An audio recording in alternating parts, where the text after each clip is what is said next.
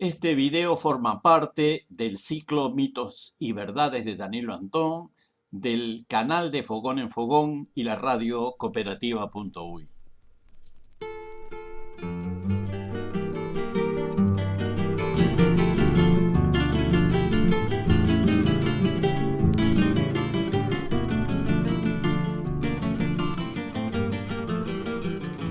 Esta conversación, que es la primera parte de un ciclo sobre la República Oriental del Uruguay, trataré de resumir la historia de este país de América del Sur en unos 20 minutos, comenzando por una síntesis de los principales acontecimientos desde el comienzo de los tiempos humanos a la recuperación del sistema democrático en 1985. Dejaré para otro capítulo los años posteriores hasta el año 2020 en que estamos componiendo este proyecto. El fin de este video es presentar los acontecimientos históricos del Uruguay en forma ordenada cronológicamente, de modo lo más objetivo posible, limitando al mínimo mis opiniones personales. Está dirigido sobre todo a personas que no están familiarizadas con la historia uruguaya y en particular a los amigos latinoamericanos y españoles que desean saber algo más sobre nuestros orígenes. En próximos videos profundizaré en algunos temas que considero importantes y allí sí presentaré mis opiniones personales, incluyendo algunos aspectos emocionales que me unen al Uruguay y a su historia.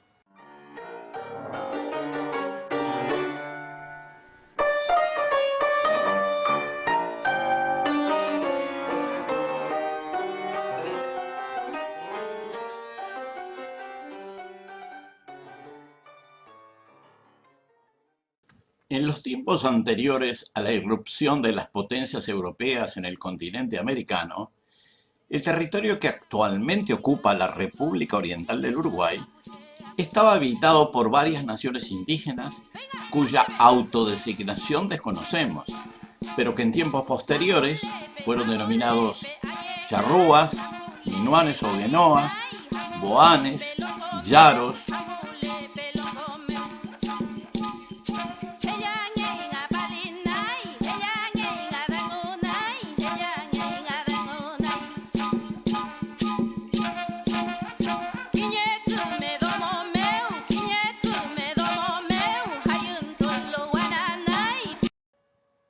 Eran pueblos fundamentalmente pescadores, cazadores de animales acuáticos y complementariamente plantadores de cultivos autóctonos, como el maíz, la mandioca, los porotos, diversas variedades de zapallos. También realizaban actividades de recolección. Tenían hábitos relacionados con el movimiento y reproducción de los cardúmenes de peces y con el comercio desarrollado por medio de embarcaciones a lo largo de los ríos y otras vías acuáticas. Debido a las conductas agresivas de los primeros exploradores europeos, algunos grupos nativos, por ejemplo, aquellos que luego se denominarían charrúas, desarrollaron una actitud de resistencia frente a estos nuevos visitantes. Ello determinó que el apoderamiento del territorio y la colonización europea fuera más dificultosa que en otras partes del continente. Recordamos que la costa norte del Gran Estuario, que los españoles designaron inapropiadamente Río de la Plata, es también la banda oriental del río Uruguay. Este territorio, la banda oriental del río Uruguay, se mantuvo en poder de los pueblos nativos por más de 2 siglos después del advenimiento europeo. Fue en ese periodo que el gobernador español de Asunción, de nombre Hernandarias, logró introducir vacunos en el territorio que, por estar constituido por vastas praderas, dieron lugar a su reproducción rápida. Debido a la abundancia de ganado, las naciones nativas modificaron sus costumbres productivas y se hicieron cazadores o pastores de ganado según los casos. La primera población de la banda norte del Río de la Plata, o sea, la banda oriental del Uruguay, fue fundada por los portugueses en 1681 con oposición hispana y fue denominada Colonia del Sacramento. Los españoles de Buenos Aires, ciudad que por su parte ya había sido fundada un siglo antes, se opusieron y en varias oportunidades procuraron desalojar a los portugueses, cosa que lograron en 1777 en el gobierno virreinal de Pedro de Ceballos. En ese mismo periodo, los españoles habían fundado una población en la bahía de Montevideo, en 1724, que habría de crecer hasta transformarse en la principal ciudad y puerto del territorio y más tarde competidor comercial de Buenos Aires. La colonización europea de la banda oriental fue progresiva. Se basó en la explotación del recurso ganadero y la gradual fundación de nuevos pueblos y ciudades. Los habitantes nativos fueron desplazados de sus tierras y cuando se opusieron fueron combatidos, desplazados o muertos. En algunos casos fueron incorporados en las nuevas sociedades criollas en formación. Estas poblaciones criollas, frecuentemente mestizas de europeos e indígenas, desarrollaron comunidades con un modo de vida y cultura particular que a partir de 1770 serían conocidas como gauderios o gauchos. Desde 1778, cuando el rey Carlos III aprobó el Reglamento de Libre Comercio en España, Montevideo pasó a ser uno de los 24 puertos americanos beneficiarios de ese régimen. Se incrementó notablemente el comercio, incluso superando al propio puerto de Buenos Aires. También a Montevideo llegaron numerosos esclavos africanos para su distribución en el resto del virreinato. Un número importante de esos esclavos permanecieron en Montevideo o en el resto de la banda oriental, y tanto ellos como sus descendientes se incorporaron a las sociedades criollas, imprimiéndole rasgos culturales que habrían de durar hasta nuestros días.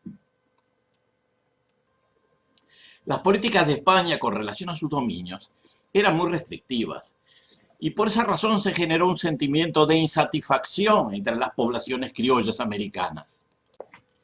La ocupación de España por el Imperio francés en 1808 creó la oportunidad para los criollos del virreinato del Río de la Plata en general y para los pueblos de la banda oriental en particular de pensar en un enfoque autonomista para estas colonias e incluso en un posible futuro soberano e independiente. La concreción de este sentimiento rebelde tuvo lugar en Buenos Aires a partir de la llamada Revolución de Mayo, el 25 de mayo de 1810, extendiéndose al año siguiente a la orilla norte del Plata, expresada en la Batalla de las Piedras, el 18 de mayo de 1811. En esa época, los rebeldes uruguayos, mayormente gauchos mestizos o africanos acriollados, fueron acaudillados por un criollo montevideano que había vivido gran parte de su vida en la campaña, conviviendo con las comunidades nativas y gauchescas. Ese criollo se llamaba José Artigas. La rebeldía de las colonias españolas del sur se fue haciendo realidad con la constitución de las Provincias Unidas del Sur, basadas en Buenos Aires, desde 1813 hasta 1816, año en que se declaró su independencia. En octubre de 1811, las autoridades de Buenos Aires llegaron a un acuerdo con el virrey Elío de Montevideo, por el cual las tropas orientales debían abandonar el sitio de Montevideo y retirarse del territorio de la banda oriental. Debido a esta decisión, José Artigas, que se oponía abiertamente a los designios centralizadores de Buenos Aires y que había sido arbitrariamente nombrado por Buenos Aires gobernador del departamento de Yapeyú, tuvo que dejar las posiciones sitiadoras y trasladarse al norte a ocupar el lugar de su nuevo nombramiento en la otra banda del río Uruguay, cerca de la ciudad de Salto. Cuando el líder oriental comenzó su viaje al norte el 12 de octubre de 1811, fue seguido por unas 16.000 personas provenientes de los diferentes pueblos de la banda que llevaban sus ganados y pertenencias, además de 1.000 carretas. Llegado a su destino en la banda occidental del Uruguay, instaló su campamento en la primera semana de 1812 a orillas del arroyo Ayuí Grande. Desde allí organizó un gobierno provisional sobre el territorio controlado por sus partidarios, generalmente compuesto por criollos y gauchos, y además por charrúas y minuanes.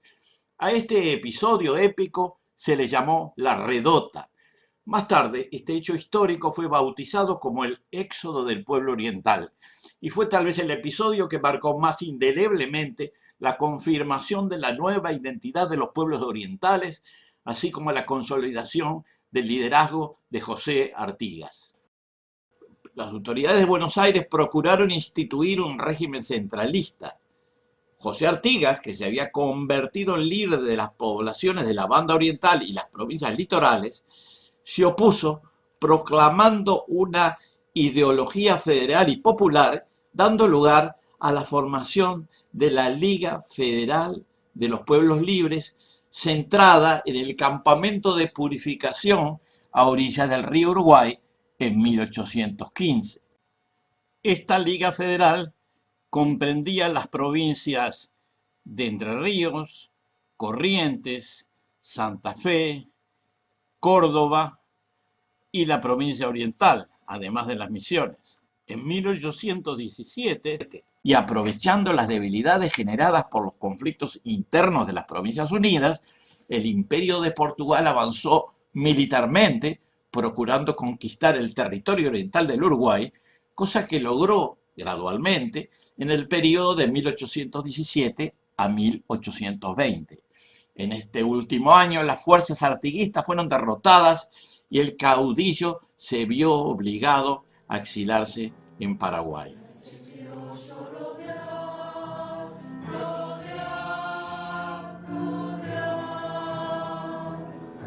Los paisanos le dicen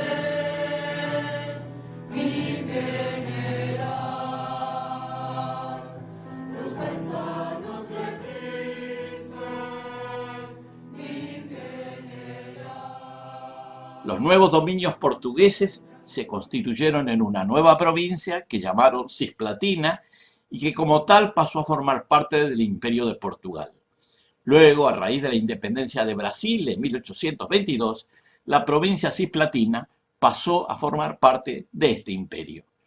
La población oriental no estuvo conforme con esta incorporación y a partir de 1825 se generó una rebelión iniciada por algunos antiguos jefes orientales artiguistas, principalmente Juan Antonio Lavalleja y Manuel Oribe, que se habían retirado a Buenos Aires y que regresaron cruzando el Río de la Plata con el fin de organizar la liberación de su territorio. Se la conoce habitualmente como la Cruzada de los 33 Orientales.